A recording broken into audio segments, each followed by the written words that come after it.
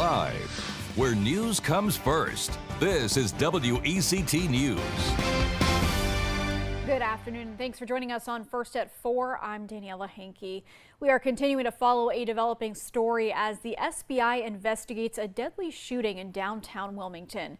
Officials say Alberto Espinoza Sierra died after police say he drove his car towards officers in a parking deck on Market Street early Sunday morning.